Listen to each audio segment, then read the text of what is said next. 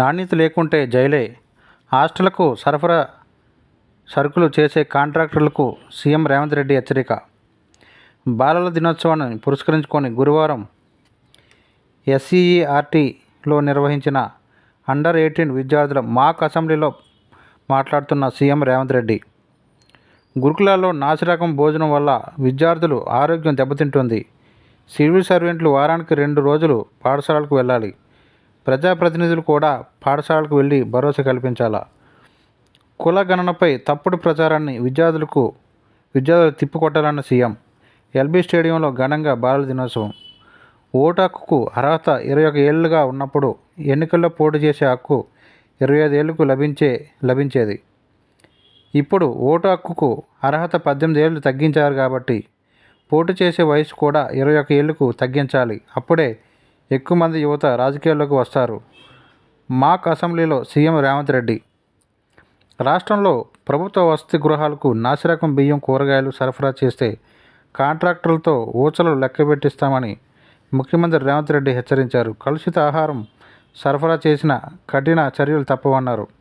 ప్రభుత్వ గురుకులాల్లో నాసిరకం భోజనం వల్ల విద్యార్థుల ఆరోగ్యం దెబ్బతింటుంది. దీన్ని దృష్టిలో ఉంచుకొని కేటాయింపులు పెంచామని తెలిపారు. విద్యార్థులకు కాస్మోటిక్ ఛార్జీలు సకాలంలో చెల్లిస్తున్నామన్నారు. కాంట్రాక్ట్ బిల్లులు ఆపి అయినా విద్యార్థులకు ఇవ్వాల్సిన మొత్తాన్ని గ్రీన్ ఛానల్ ద్వారా సకాలంలో ఇవ్వాల్సిందిగా ఆదేశించామన్నారు. ఐఏఎస్, ఐపీఎస్లు ఉన్నతాధికారులు వారానికి 2 సార్లు ప్రభుత్వ పాఠశాలలకు వెళ్లాలని సూచించారు. ఈ ఆదేశాలను నిర్లక్ష్యం చేసే వారికి భవిష్యత్ ప్రయోజనాల్లో ప్రాధాన్యత ఇవ్వబోమని చెప్పారు. ప్రజాప్రతినిధులు కూడా స్కూల్కి వెళ్లాలన్నారు. కులగణనపై కొంతమంది కుట్ర చేస్తున్నారని, దీన్ని విద్యార్థి లోకం సమర్థవంతంగా తిప్పికొట్టాలని కోరారు. జవహర్లాల్ నెహ్రూ జయంతి సందర్భంగా హైదరాబాద్ ఎల్బీ స్టేడియంలో గురువారం బాలల దినోత్సవం ఘనంగా జరిగింది. ఈ సందర్భంగా నిర్వహించిన సభలో జిల్లాల నుంచి వచ్చిన బాలలను ఉద్దేశించి ముఖ్యమంత్రి మాట్లాడారు.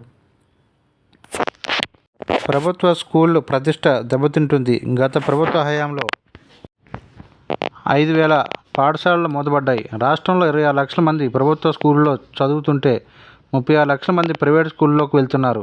అన్ని సౌకర్యాలున్న అర్హులైన టీచర్లు ఉన్న ఈ పరిస్థితి ఎందుకుందో ఆత్మవిమర్శ చేసుకోవాలన్నారు. కలెక్టర్లు, ఎస్పీలు స్కూళ్లకు వెళ్ళాలి. ఎమ్మెల్యేలు, ఎంపీలు, ఇతర ప్రజాప్రతినిధులు కూడా తమ పరిధిలోని ప్రభుత్వ స్కూళ్లకు వెళ్ళాలి. విద్యార్థుల్లో విశ్వాసం కల్పించాలి. రెసిడెన్షియల్ స్కూల్లో ఉన్న సన్నబియ్యంలో అన్నం పెట్టాలి. అందుకే రైతులకు 500 బోనస్ ఇస్తున్నాం అని ముఖ్యమంత్రి తెలిపారు. విద్యారంగానికి ప్రభుత్వం పెద్దపీట వేస్తుంది. 20,000 మంది ఉపాధ్యాయులకు పదోన్నతి కల్పించాం. 35,000 మంది టీచర్లు బదిలీలు పూర్తి చేశాం. 11,062 టీచర్ పోస్టులు భర్తీ చేశాం. ప్రభుత్వ స్కూళ్లకు ఉచిత విద్యుత్ ఇచ్చాం. వర్సిటీలకు వీసీలుగా నియమించాం. త్వరలో టీచింగ్, నాన్ టీచింగ్ పోస్టులు భర్తీ చేస్తాం. విద్యారంగంలోని విప్లవాత్మక మార్పుల కోసం విద్యా కమిషన్ ఏర్పాటు చేశాం. గత సీఎం మనవడి కుక్క చనిపోతే డాక్టర్ను జైల్లో పెట్టారు. విద్యార్థులు చనిపోతే కనీసం కన్నీరు కూడా పెట్టలేదు అని రేవంత్ అన్నారు. తెలంగాణకు విద్యార్థులే పునాదులని, తమ ప్రభుత్వం చేకూర్చే ప్రయోజనాలను అందరికీ తెలియజెప్పాల్సిన బాధ్యత వారిదేనని అన్నారు. భవిష్యత్తులో ఎలాంటి వ్యసనాలకు బానిసలు కాబోమని, ఉన్నత విద్యలో రాణిస్తామని ప్రమాణం చేయాలని బాలలందరినీ కోరారు. చదువులోనే కాదు క్రీడల్లోనూ రాణించాలని, ఉద్యోగాలు ఇస్తామని సీఎం ప్రకటించారు. కులగణన మెగా హెల్త్ చెకప్ లాంటిది. కులగణన అడ్డుకునేందుకు కొన్ని శక్తులు ప్రయత్నిస్తున్నాయి, తప్పుడు ప్రచారం చేస్తున్నారు. ఇది సమాజానికి మెగా